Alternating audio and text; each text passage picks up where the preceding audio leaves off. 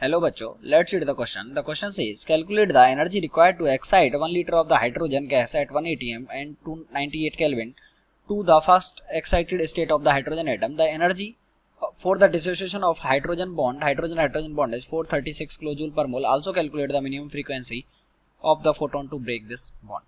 Okay. तो इस question के लिए सबसे पहले हम इसका की कॉन्सेप्ट लिखेंगे. ओके. इसका जो की कॉन्सेप्ट है that is energy of transition. ये इसका की कॉन्सेप्ट है. ओके.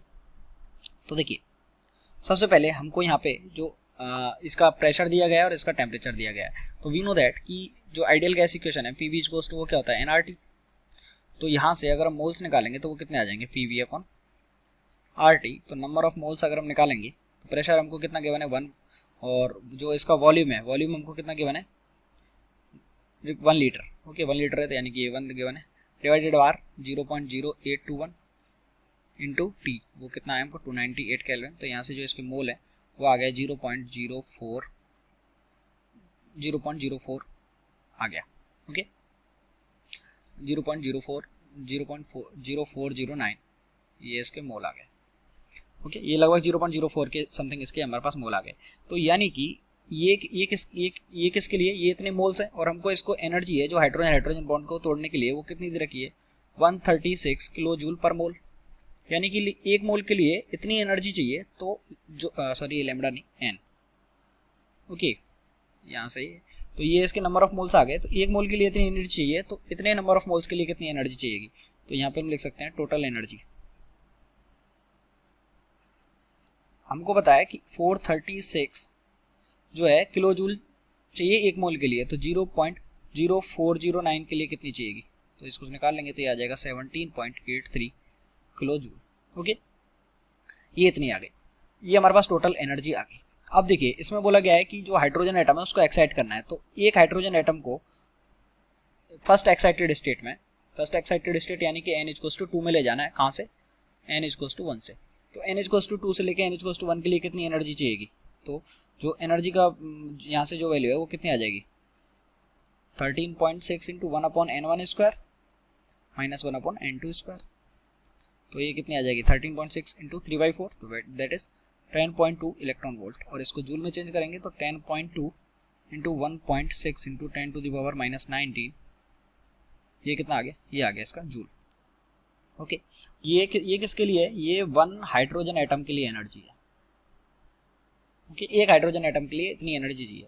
तो जो H2 है H2 के मोल कितने दे रखे हमको H2 के मोल दे रखे हमको अगर हम यहाँ से निकालें टोटल हाइड्रोजन एटम इसमें कितने हैं.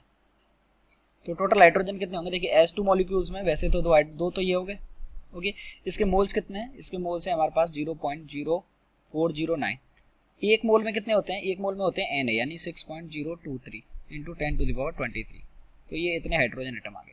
कैसे निकाले कि हमारे पास एक मोल में हमको पता होता है Na एटम्स होते हैं. तो ये एक मोल के एटम आ गए. हमको टोटल मोल कितने निकाले हमने 0.00409. तो इतने में कितने हो जाएंगे इसे मल्टीप्लाई कर दिया. और जब हम H2 का 1 मोल ले रहे हैं तो H2 के 1 मोल में कितने हाइड्रोजन एटम है देखेंगे 2 हाइड्रोजन एटम है. तो एक मोल में हमने 2 से मल्टीप्लाई कर दिया इतने हाइड्रोजन एटम हो गए हमारे पास. ओके अब हमको बताया है कि ये इतने हाइड्रोजन एटम हो गए. एक हाइड्रोजन के लिए कितनी एनर्जी चाहिए ये वाली चाहिए. तो यहाँ से बोल सकते हैं कि इतने भी जो टोटल हाइड्रोजन एटम है उनके लिए एनर्जी रिक्वायर्ड कितनी होगी. ओके तो यहाँ से हम लिख देंगे एनर्जी रिक्वायर्ड. तो एनर्जी रिक्वायर्ड कितनी होगी एक हाइड्रोजन एटम के लिए 10.2 इंटू 1.6 इंटू 10⁻⁻19 जूल. और टोटल कितने हैं atom 2 into 0.0409 into 6.023 into 10⁻23.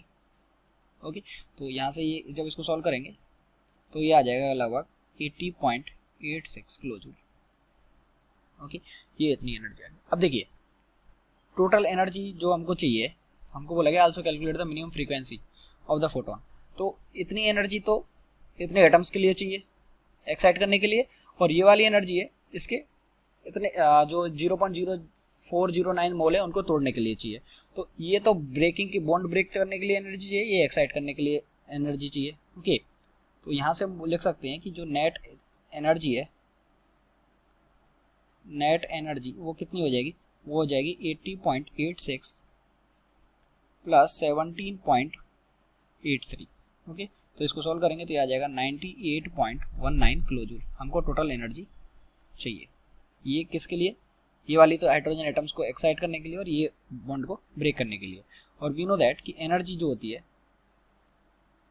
Energy E equals to क्या होता है, एच न्यू।